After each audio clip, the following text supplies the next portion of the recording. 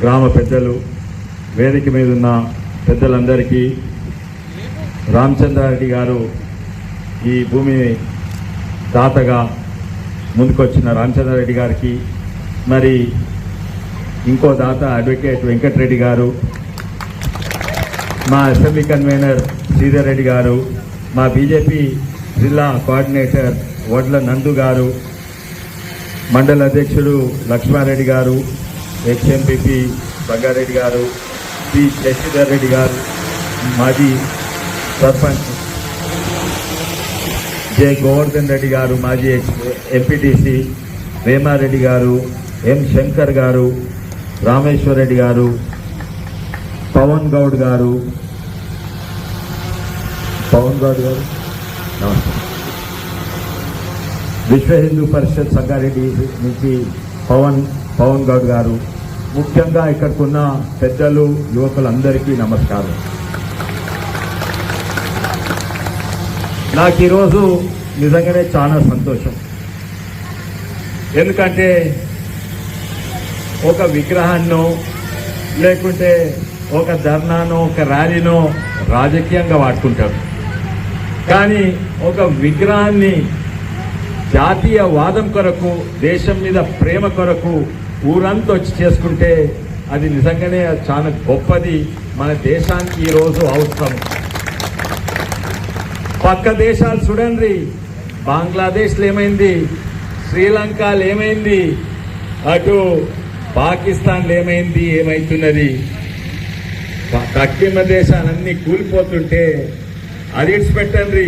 యూరోప్లో ఏమైతుంది, రష్యాలో ఏమైతుంది, యుక్రెయిన్లో ఏమైతుంది, ఇరాన్లో ఏమైతుంది, ఇజ్రాయెల్లో ఏమైతుంది, ఆడ ప్యాలెస్టైన్లో ఏమైతుంది, ఇవన్నీ చూడండి. మన దేశము గట్టిగా నిలబడ్డది.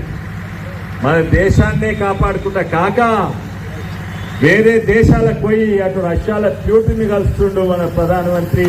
ఇక్కడ యుక్రెయిన్లో ఆయనను ఆ ప్రధానిని కలుస్తున్నాడు. ప్రపంచం మొత్తం కూడా భారతదేశం చూస్తున్నది.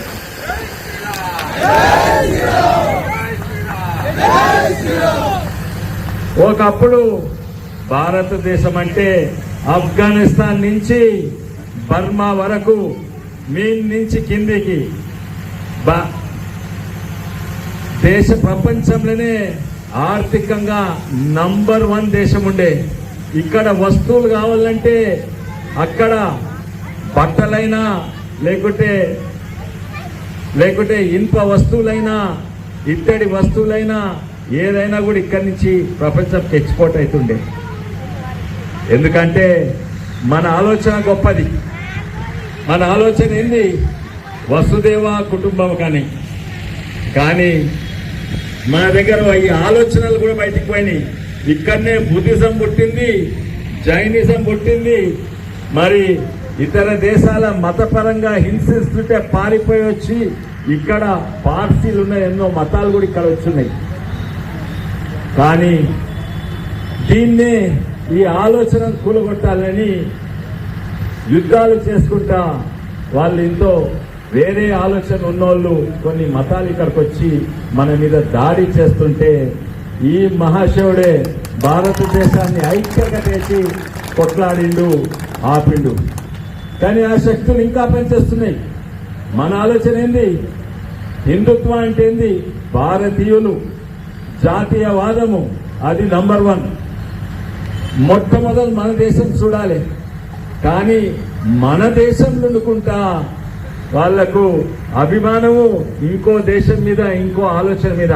మన దేశంలో పుట్టిన వాళ్ళందరికీ కూడా జాతీయవాదం గుండెలు ఉండాలి. అంతేనా? ఏ పార్టీ ఉన్నా కూడా జాతీయవాదం గుండెలు ఉండాలి. ఏ పార్టీ ఉన్నా కూడా భారతదేశంలో ఉన్న రాజకీయ పార్టీ, రాజకీయ నాయకులు అంటే వాళ్ళ గుండెల జాతీయవాదం ఉండాలి. కానీ కొందరు దీన్ని విభజన ఎట్లా చేయాలని చూస్తుండ్రు. మళ్ళీ కాశ్మీర్ను తీసేస్తానంట, కలిపిన కాశ్మీర్ను తీసేస్తానంట, మళ్ళీ మతపరంగా కులపరంగా విడదీస్తారంట. చాలా బాధాకరంగా ఉన్నది. మతాలు కులాలు పెట్టుకొని రాజకీయాలు చేస్తున్నారు. అవును, వాళ్ళు ఏం చెప్పిండ్రు, ఈ హిందూ మతం ఏంది, వీళ్ళ దగ్గర పిచ్చోళ్ళు అన్ని కులాలు ఉంటాయి, ఇవి పెద్ద కులం అంటే చిన్న కులం అంట అని వేరే మతాలు ప్రచారం చేస్తున్నారు. కానీ అదే మతము వాళ్ళ కులం కావాలంట. అంతేనా? ముస్లింల కులాలు ఉండాలంట, క్రిస్టియన్ల కులాలు ఉండాలంట. అరే మీరు కులాలకు వ్యతిరేకం కదా, వాళ్ళ కులాలకు వ్యతిరేకంగా ఉంటే మళ్ళీ మీరు కులం ఎందుకు అంటున్నారు? ఇక్కడ రిజర్వేషన్స్ ఉంటాయి, ఉండాలి, ముందుకు కూడా ఉంటాయి. కానీ అది ప్రతి దానికి ఒక చోటు ఉంటుంది. ఒకవేళ ఉద్యోగాలలో ఉండాలి రిజర్వేషన్స్, స్కూళ్ళల్లో ఉండాలి రిజర్వేషన్స్. కానీ ఒక బఫూన్ గాడు అంటాడు ఆటలల్లో ఫస్ట్ ప్రైజ్లలో కూడా రిజర్వేషన్స్ ఉండాలంట. మన beauty competition, miss India competition ఉంటుంది కదా, ఆడోళ్ళు అందగత్తె ఎవరు నంబర్ 1 అందులో కూడా రిజర్వేషన్స్ ఉండాలంట. అరే ఒలింపిక్ లో కూడా రిజర్వేషన్స్ ఉండాలంట. అరే క్రికెట్ మ్యాచ్ లో కూడా రిజర్వేషన్ ఉండాలంట. అరే పాగల్గాడైందా వాడు? అండ్ బ్యాటింగ్ ఫస్ట్ ఈ కులం చేయాలంట, తర్వాత బౌలింగ్ ఆ కులం చేయాలంట. అరే అవసరమయ్యా? కానీ ఎక్కడ ఏం మాట్లాడాలనో మనసులో పెట్టుకొని మాట్లాడండి. పిచ్చోడు అయిపోయాడు, పాగల్గాడైపోయాడు. మిస్ ఇండియాలో రిజర్వేషన్స్ ఉండాలంట. రేపు ఒలింపిక్స్ లో క్రికెట్ లో రిజర్వేషన్స్ ఉండాలి. పేదోళ్ళకు ఉండాలి రిజర్వేషన్స్, ఏ కులమైనా. లేకుంటే వెనుకబడిన కులాలకు రిజర్వేషన్స్ ఉండాలి. ఎక్కడ ఉండాలి? స్కూళ్ళల్లో ఉండాలి, ఉద్యోగాలు ఉండాలి. కానీ ఇక్కడ ఇది మాట్లాడుకుంటా వాళ్ళు పొత్తు పెట్టుకునేది నేషనల్ కాన్ఫరెన్స్. ఎవరితో పొత్తు పెట్టుకుంది కాంగ్రెస్ పార్టీ? కాశ్మీర్లా షేక్ అబ్దుల్లా, ఒమర్ అబ్దుల్లా తోటి పొత్తు పెట్టుకుంది. వాళ్ళ సిద్ధాంతం ఏంది? కాశ్మీర్లో దళితులకు, ఓబీసీలకు రిజర్వేషన్స్ ఉంటుందంట. మళ్ళీ ఇక్కడనేమో పొత్తు పెట్టుకునేది వాళ్ళతోటి, ఇక్కడనేమో మాట్లాడేది మీరు రిజర్వేషన్స్ తీస్తున్నారని. ఇటువంటి కన్ఫ్యూజ్డ్ పార్టీలు దేశాన్ని నాశనం చేస్తాయి. అందుకే మొట్టమొదలు గుండెల జాతీయవాదం ఉండాలి. చాలా సంతోషము నాకైతే ప్రత్యేకంగా ఈ మహానుభావంకి నాకు లైఫ్లో ఇది నేను సావక ముందు ఇవి చేయాలని ఉంటాయి.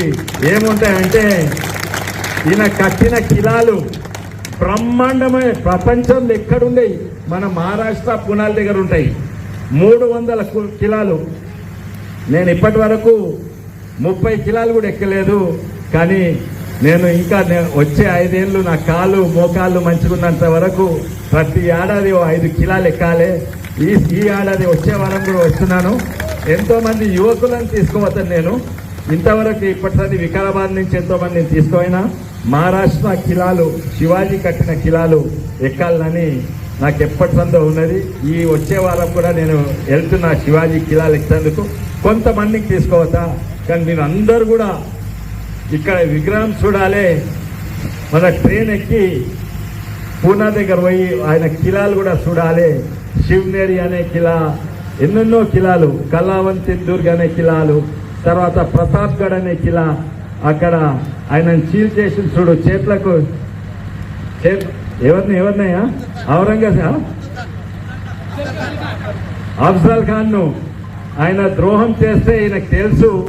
చేతులతోటి గోర్లు పెట్టుకొని చీల్ చేసిండు. ఆ కిలాకి కూడా పోయినా అందరు కూడా ఎట్లయితే మనకు ఒకటి ఉంటుందో, దేవుని మీద భక్తి ఉంటే ఎప్పుడో ఒకసారి తిరుపతికి పోవాలి, లేకుంటే అయోధ్యకు పోతా అంటారో, దేశం మీద భక్తి ఉంటే శివాజీ కిలాకి కూడా పోవాలి. తప్పనిసరిగా పోవాలి. నేను కూడా మీతో పోయే అవకాశం పోయేది ఉంటే నేను ఆ మద్దతు కూడా చేస్తా. మళ్ళోసారి అందరికీ మేకవనంపల్లి పెద్దలకు, ప్రజలకు, దాతలకు అందరికీ మరీ నమస్కారము.